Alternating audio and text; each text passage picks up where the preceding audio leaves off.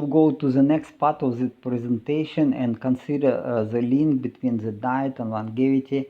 So it's again, in my opinion, diet is a main factor of aging, and we can slow down aging. This is Hong Kong. In Hong Kong, you know, people live in the longest in average. It is why they live in longer, because they consume more meat than in other areas of our planet.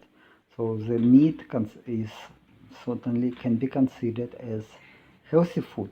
Okay, so not plant-based food. Hong Kong is a small area, and they just cannot grow any plants. So they drink tea, they eat meat. And I was in Hong Kong 2 times. It is a very nice place, very nice people, but they have no place to grow anything. And then also this is very crowded place. So it's again. But again, nevertheless, they live the longest. It gives you some understanding why some food like meat is healthy and plant-based food is not healthy. As always, I recommend you to download presentation as PDF file from the link in the description. You can go to the links. You can also have links to my previous videos and presentation, and you make your own research, because it is not very easy subject. I do this research for my own benefits, and it is quite not easy. I would say biology is really not easy part of the science, and I have PhD in physics and mathematics with some good experience in chemistry, fluid mechanics, and optics, and etc. But I was not educated in biology, but yet again I can do it. I can do it because I'm a scientist. I just learn from scientific publications, and I learn about how our body functioning. So in my previous videos, you can go in the presentation. I discussed the root causes of aging, including stiffening the extracellular matrix and the decline in the immune system ability to maintain the body, and accumulation of harmful substances in our tissues. That's stiffening of the extracellular matrix, and maybe together with stiffening of the membranes, cell membranes of the immune cells and stem cells are the main cause of this aging. And not to mention that stiffening of red blood cells membrane leads to chronic hypoxia, and then it is to cascade of process which we may call accelerated aging. Stiffening of extracellular matrix occurs due to destruction of elastin fibers, their replacement with collagen fibers, excessive collagen deposition, so-called fibrosis, and cross-linking of collagen fibers by sugar molecules in glycation reactions. The byproducts of these reactions, known as advanced glycation end products, contribute to a cascade of events leading to oxidative stress, accumulation of senescent cells, chronic low-grade inflammation, decline of the immune system, and as I said, it is process of accelerated aging. So again, you see that's reaction of sugars with proteins. They are changing the shape or structure of the and function of the proteins. It is getting proteins getting cross-linked, in particular collagen get cross-linked.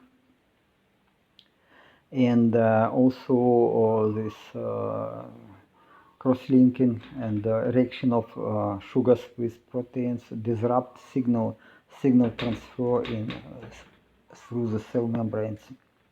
The immune system is vital for maintaining health, as it is constantly monitors the body for infection, damage, and abnormal cell growth. It operates like cancer cell tumor growth. It operates through a complex network of cells, tissues, and organs with key functions, including innate and adaptive immunity, the elimination of infected, dysfunctional, and damaged cells, and the initiation of tissue repair and regeneration. If everything will work well, and if the immune system will continue this maintenance, our life span is unlimited. We can live forever. Yeah. But it is, yet again, there are a number of processes which limit our lifespan. The immune system must also distinguish between harmful invaders like pathogens and the body's own cells, maintaining a delicate balance, so-called homeostasis, to ensure proper function of the body. Stem cells play a crucial role by replacing damaged cells in various tissues. Again, if everything works well, we can live forever. Stem cells will just replace the damaged cells, and the immune cells will eliminate the damaged and malfunctioning cells. The ability of immune stem cells to migrate through the body to sites of damage is essential for maintaining integral stability, healing, and overall health. Okay, so again, you know that stem cells proliferate into various immune cells, and we have storage of stem cells.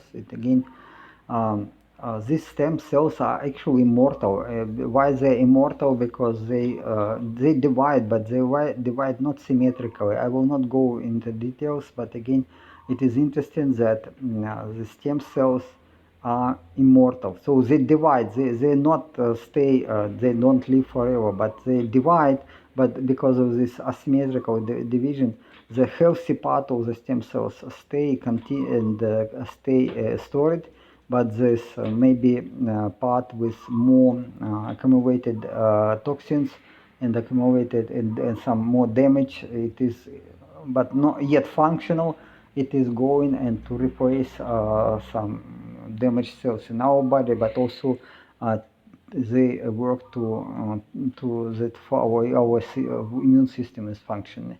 So this is schematically presented what is extracellular matrix. You see that these stem cells and immune cells, they have to migrate through the gaps between these collagen fibers. And again, if the gaps are too small, what is problem? That if even if they're too small, cells can migrate through. But if membranes of the cell membranes are also membrane of the nucleus and other organelles in the cells are flexible. If they are flexible, even if it is very small size gap, they can migrate. But if the cells flexibility, membranes of flexibility is damaged, is compromised by these phytosterols, then all the functioning or maintenance of our body is compromised. The consumption of plant-based foods introduce phytosterols. They can replace cholesterol in cell membranes, including those in immune and stem cells, making them stiffer. This is what I'm talking about. Phytosterols, they produce so big damage in our body, so big. The stiffening of the extracellular matrix and cell membranes compromises the ability of immune cells and stem cells to migrate, leading to failure in the maintenance of homeostasis. Additionally, the stiffening of red blood cells, membranes, and blood vessels walls contributes to chronic oxidative stress, generation of reactive oxygen species in mitochondria, and formation of oxidation products. So again, if you have chronic hypoxia, what is happening? Polyunsaturated fatty acids, especially this omega-6 polyunsaturated fatty acids from plant-based foods, can also react with reactive oxygen species and form advanced lipoxidation end products. Okay, another, so not only the sugar reacts with proteins and lipids, but also lipids can react with oxygen, and then lipids can react with also with proteins. So this is quite complicated processes. They're damaging the membranes, and they're damaging the cells, and can lead to accumulation of this junk substances. So again, these reactions, they damage cells and contribute to the accumulation of indigestible lipofuscin in lysosomes. Again, what is the problem? That cells accumulate this oxidized polyunsaturated fatty acids and also products of this reactive aldehydes, and then this is accumulated and as under name of lipofuscin in the lysosomes of the cells, but also, so you see here, that's how the sterol rings, what is the difference between cholesterol and phytosterol. It is a little bit different, but quite similar, looking quite similar, only this side chain is different. But nevertheless, so it can be replaced, the phytosterols can replace cholesterol, but the results of this replacement are disaster, complete disaster.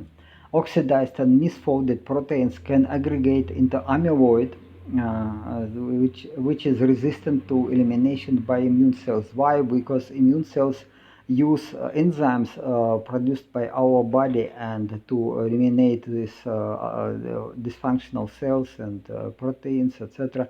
But we don't produce, our body doesn't produce these enzymes to digest them. Over time, the accumulation of this advanced glycation end products and advanced lipoxidation end products and amyloid as junk substances accelerate aging. So in 2002, this Dr. De Grey proposed using bacterial enzymes to break down these substances as a strategy to slow or reverse aging. So you can watch my video and presentation on it. Unfortunately, there has been limited success in developing such advanced enzymes. I worked quite a lot of this, and I developed some enzymes. At least these enzymes help to break down these products which are in structure similar to reaction of sugars with lipids, and so it is helping a lot to rejuvenate blood vessels, for example.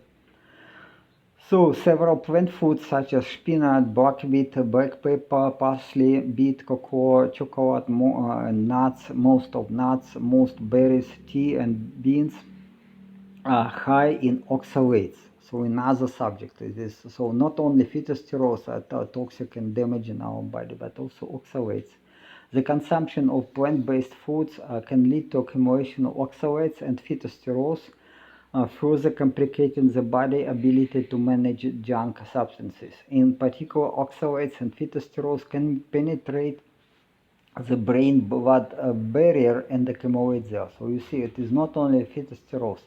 Phytosterols can get through the blood-brain barrier, so and accumulate there. But also oxalates. Oxalates are small molecules. It can get through, and when it gets to the brain cells, it reacts with calcium ions, and it creates crystals of calcium oxalate, which cannot be removed from the brain. And so accumulation of these crystals is absolutely disaster. So this is accumulation of amyloid particles. Amyloid particles, they aggregate to some clusters and like even looking sometimes as fibers. And some people think that accumulation of amyloids is the root cause of the Alzheimer's disease, but it is only consequence of bad diet, consequence of this plant-based diet, and it's related also chronic hypoxia, which is also related to plant-based diet. So you see, plants shorten our lifespan. It is widely accepted by medical professionals that diet rich in saturated fats increases the risk of atherosclerosis and cardiovascular disease. Wow! Again, this if you read it again, it's my opinion is completely opposite. Okay, but if you read this many scientific publications, you can get this, so that remove saturated fats from animal sources, replace them with plant-based sources. Yeah, this is what is recommended. Contrary to mainstream dietary recommendations that promote plant-based food rich in polyunsaturated fatty acids, phytosterol, fiber, and oxalates also, evidence suggests that such diets may not be beneficial as claimed. Okay, some publication, some researchers claim that it is wrong. Okay, it is, guys, it is wrong. The increased use of vegetable oils for cooking is related to sharp increase in the risk of cardiovascular disease. This is already fact, but it is mostly medical professionals don't hide this fact. They don't. But again, if I'm a scientist, I read publication, I go to the try to think, and then I see that there are evidences. Clear evidence that consumption of vegetable oils is the cause of accelerated aging and development of cardiovascular diseases. So it's again, but we can go further a little bit again. It's and understand what we can do. So Maasai people who follow a strict carnivore diet rich in saturated fats and devoid of fibers and the polyunsaturated fatty acids, so they don't consume plant-based food at all. And they do not suffer from cardiovascular diseases. Should it be not evident that plant-based food is toxic, that you should avoid it? Yeah, but again, who cares? So you can go and see this, it is so. So this observation challenges the widely accepted notion that saturated fats are responsible for coronary diseases. Again, do these medical professionals care? Not. So they know nothing. Okay, I am scientist. I go to the courses. I go to chemistry. I understand how this and that work. At least enough for to understand what is healthy, what is not healthy. But medical professionals not. You can call it some conspiracy, but I think it is just stupidity. So you see the trend. Consumption of vegetable oils was growing from 60s, and also but consumption of dairy is stable. It's not growing, and consumption of some meat is dropping actually. And what we have this pandemics of obesity and the cardiovascular diseases, which were not very common in the beginning of our century. So while the average lifespan of people from Maasai tribe ranges from 55 to 60 years, it can be attributed, at least in part, again, I don't say it is all, but at least in part, it can be attributed to factors unrelated to their diet, such as infectious diseases, respiratory stress from smoke, and high carbon monoxide levels in their living environment. So, but yet again, it is only part of explanation. So this is official opinion that, okay, maybe they live not long because this unhealthy environment. Okay, maybe, okay, I consider that it can be a factor. But it is worth noting that carnivorous animals such as wolves and lions tend to have shorter lifespans than herbivores. Again, can you learn from nature why carnivore animals, which are consuming red meat, only red meat, they have shorter lifespans than herbivores? Why? Can you accept it? It's because ruminants, ruminant animals, they consume only plants and they live longer than carnivore animals. Yeah, how it is possible? But again, if you go to science, if you understand, it is a very good explanation. There can be some explanation, and you can decide what to do. So, and why they live so shorter? It might be, again, my opinion, it might be due to factors such as accumulation of pathogens in the gut microbiome and lengthening of the gut transit time rather than meat consumption itself. So meat consumption is not problem that your gut microbiome is changing over time, and also gut transit time is increasing, and leakage of the epithelium layer in the gut is increasing. So okay, the shift in the microbiome leads to gut issues like constipation, inflammatory bowel disease, and the leaky gut syndrome. This what normally this carnivorous animals develop, and why it is they live shorter. A significant factor contributing to this is age-related decreased acidity in the stomach, which impairs protein digestion, allowing pathogenic bacteria to thrive and produce toxins from proteins in the colon. This is, you see, this I see that why Maasai people don't live too long. Okay, environment, but plus this change in the microbiome in the gut, because compromised digestion of the proteins. So you have to do something. Okay, this is the Maasai people. They live okay maybe 60 years. Okay, you see, it is maybe good to be a tiger. In a younger age, you will grow muscles. You will be dangerous, like, but will you live too long? No, I believe not. So you see that this ruminants, herbivores, they eat. They live 40 years, and cheetah eats only meat and live 15 years. Why? But it is, I mean, cheetah is a beautiful animal, a beautiful creature, but again, why it is so short? Okay, you have to think, you have to follow nature and think from information what you can get from nature, what is good, what is bad. The exceptional longevity compared to other animals of compatible size and metabolic rate is observed in some mammal species like microbats, common mole rats, and snake mole rats. I may attribute it to the consumption of chitin from flying insects by microbats and resistant starch from tubers by common mole rats and snake mole rats. Okay, so let's go further, let's go deeper. Yeah, in some sense, I repeat my previous publication, but it is so important. I believe that the proper diet can really radically extend our lifespan if we will do everything right. So, resistant starch and chitin cannot be digested in small intestine. Chitin, we have some amount of enzyme which can be used to digest chitin, but it is not very well digested. Most of chitin is go to the from small intestine, and from stomach undigested it go to the colon, and in the colon it is used by bacteria.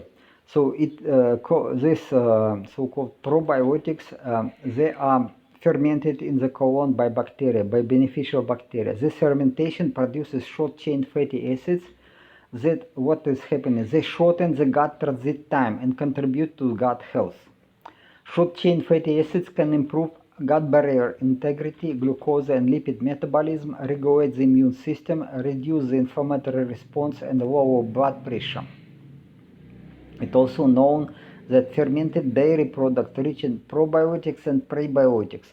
So probiotics is food for beneficial bacteria. Beneficial bacteria are prebiotics. They can be used as supplement or in capsules, or better maybe fermented dairy products rich in prebiotics, especially like bio yogurt.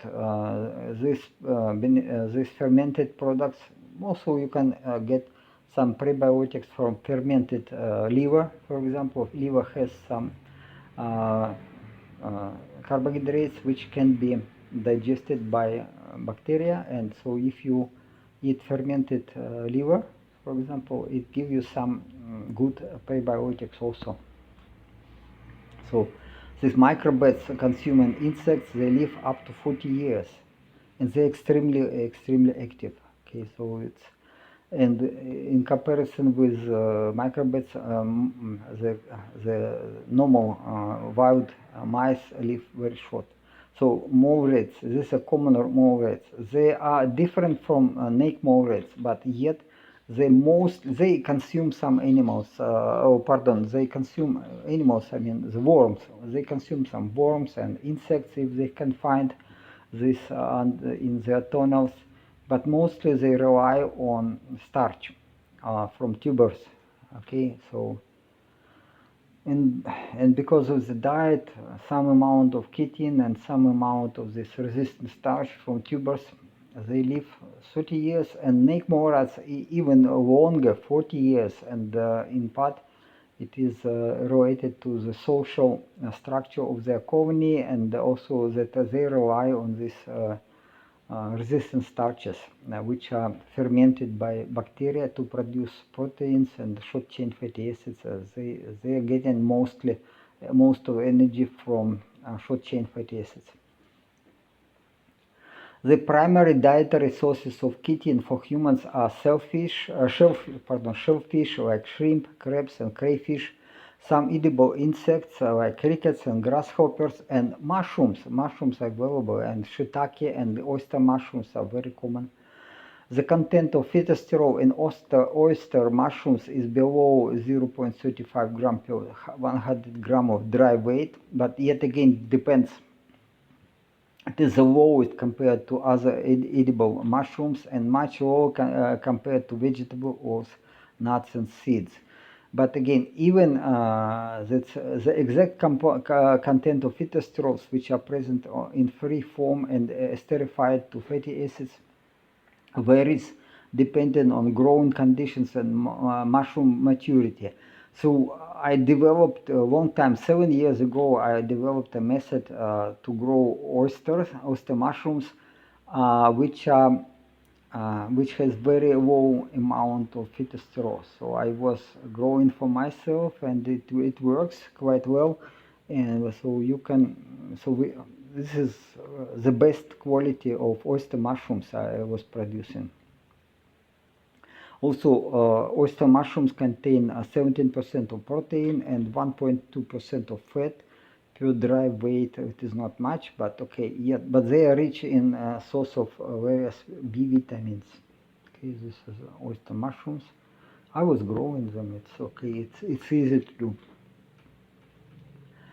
And I try to grow these mushrooms now, but again, it takes time. I mean, I eat these oyster mushrooms, which I grow myself, but because at market prices are considerably not very cheap, so I buy mushrooms in the grocery or markets, but I believe that better to follow my invention, how to grow oyster mushrooms very low in phytosterols, and this would be much more healthy and also much cheaper. Common rodents in the wild, such as mice, rats, squirrels, and chipmunks, eat seeds, grains, and nuts. Okay, you see difference. So you eat seeds and grains and nuts, you live short. Okay, why? Because seeds are toxic. So sometimes these rodents enjoy fruits, vegetables, grass, and berries.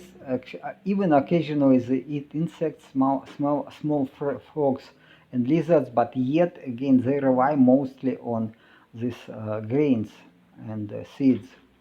So laboratory mice and rats are typically fed a controlled diet, which is made from mixture of ingredients such as grains, seeds, soybean meal, vegetable oils, vitamins, and minerals. In some studies, laboratory rodents might be fed on high-fat, high-sugar, or otherwise modified diet to study specific health conditions like obesity, diabetes, and cardiovascular disease.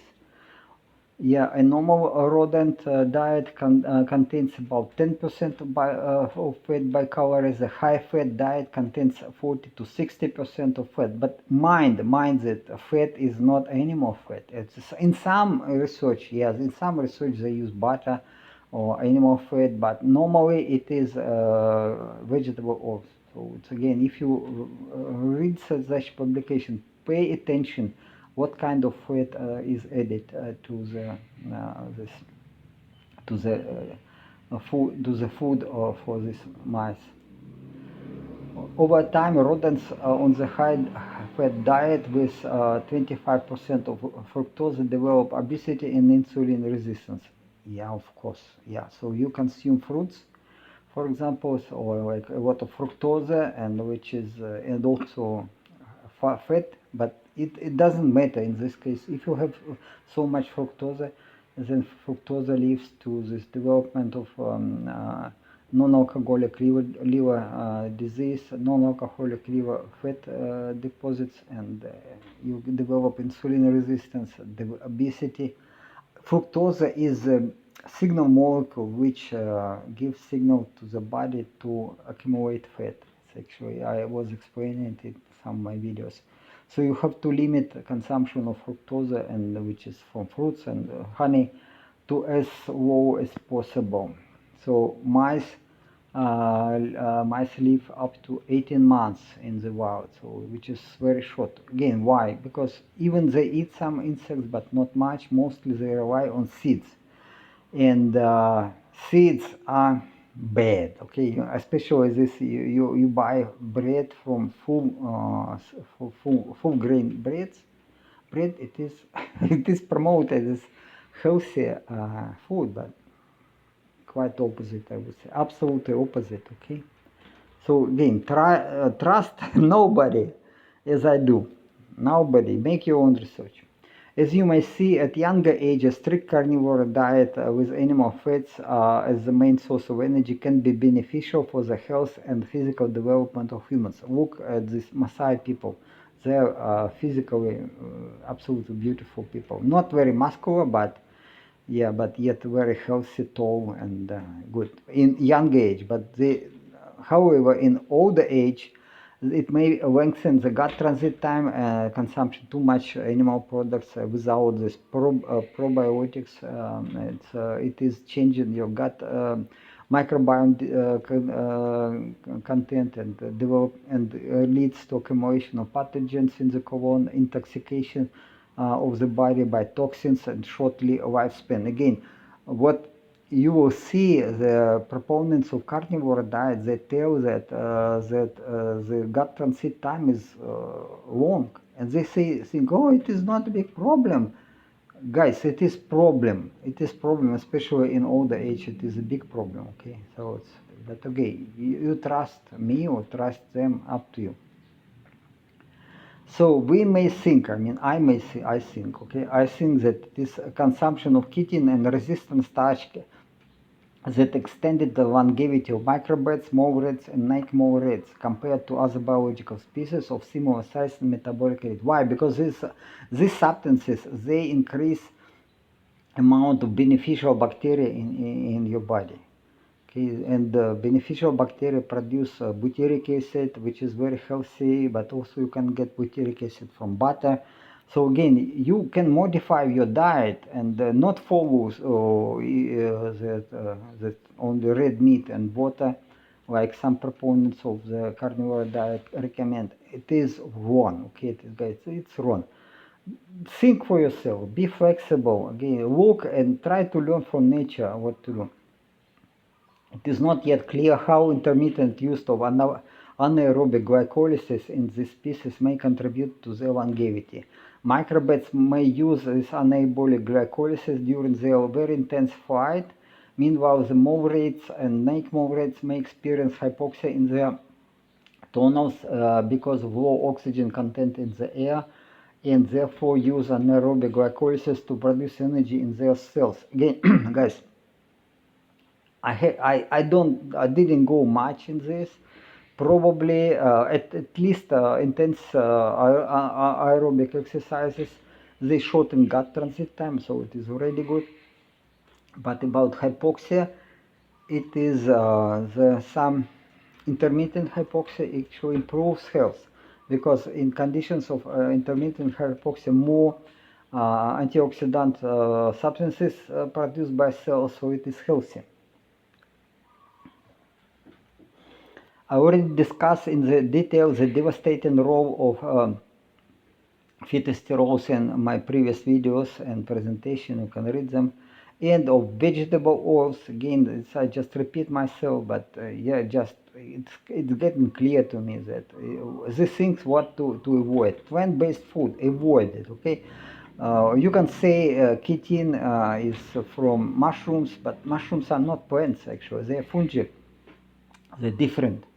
Okay, and also if you think consumption of resistant starch is plant-based food, it is all the toxins are removed from just washed out in the process of this resistant starch preparation. But not all starches are good enough. Only potato starch and the starch from cassava. So again, as a professional scientist, I have ability to think logically. This is my job. This is my professional skill. Okay, I find no logic in the recommendation to consume plant-based foods and prioritize glucose as the main source of energy. This is number one. Absolutely disagree. So in consumption of plant-based foods rich in polyunsaturated fatty acids, fructose, phytosterols, non-fermentable fibers possess significant risk to health, particularly in the context of aging. Instead, I advocate for modified carnivore diet, not strict carnivore diet, which you can find in internet. Many young people promote it, and a lot of success stories how they were obese but they lost weight. I never was obese. I was always healthy and active, but again, I was practicing carnivore diet. I discovered that it is not very healthy. I have to modify it. I modify it now. So what modified carnivore diet includes probiotics. What kind of probiotics?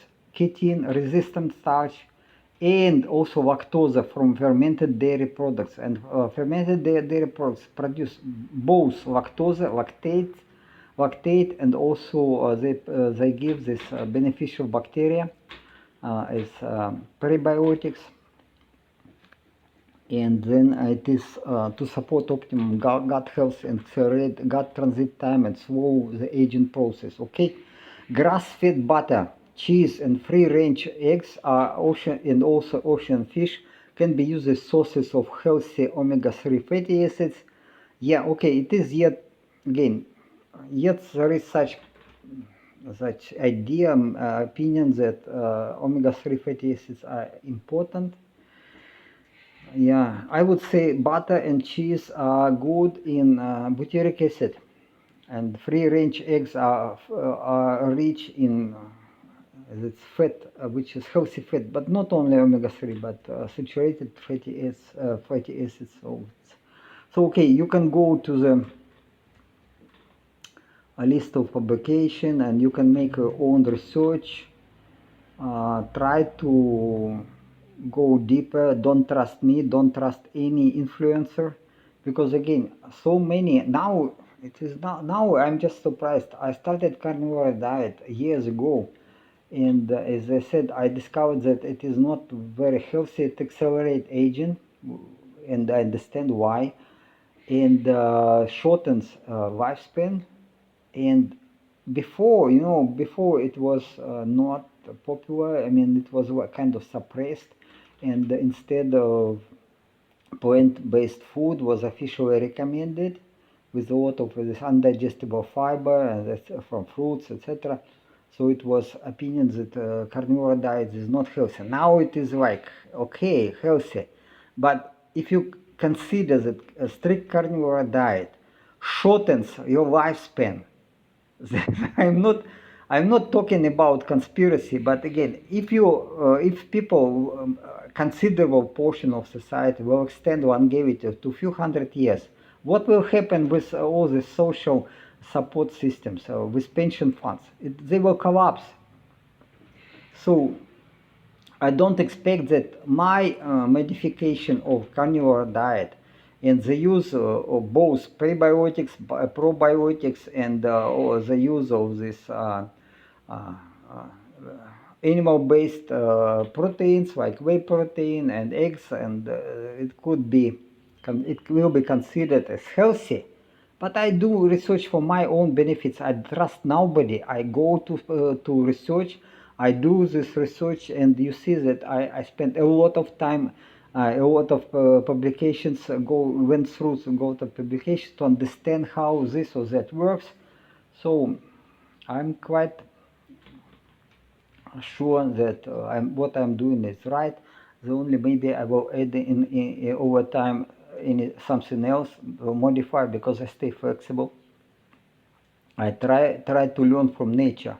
Okay, so you can do your own research, and also if you want to support my channel, you can at least click on like button, subscribe to my channel, and share this information among your friends. If you want to support more, okay, get in contact with me and we will think what I can do for you.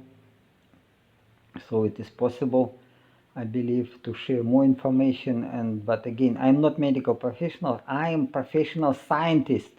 Okay, I don't trust medical professionals at all. Why? Because again, I have some bad personal experience with medical professionals. They virtually killed my father.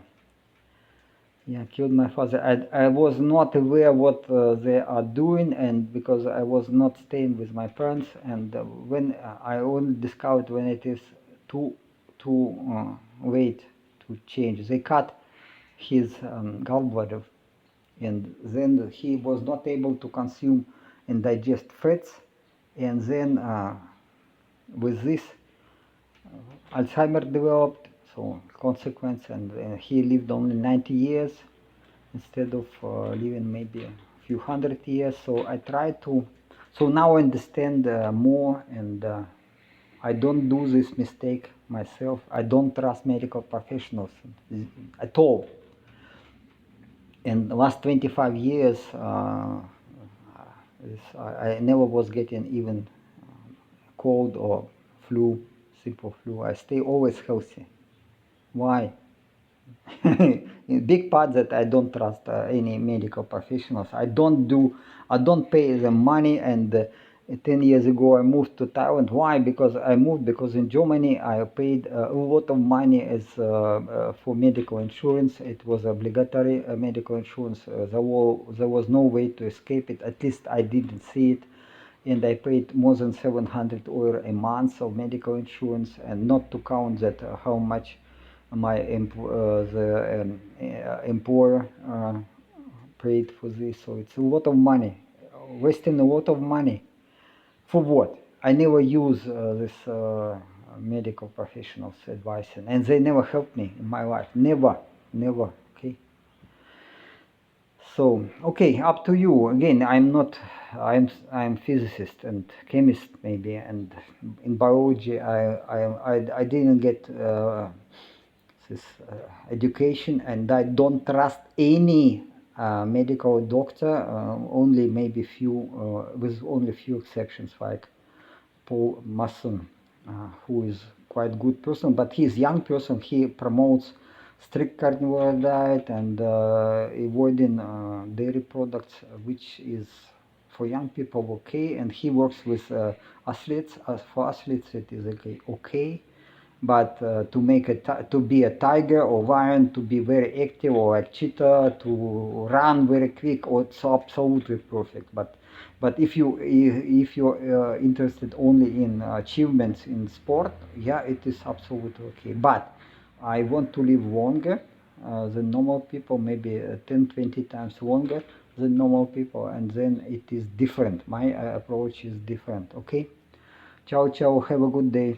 Thank you for your time.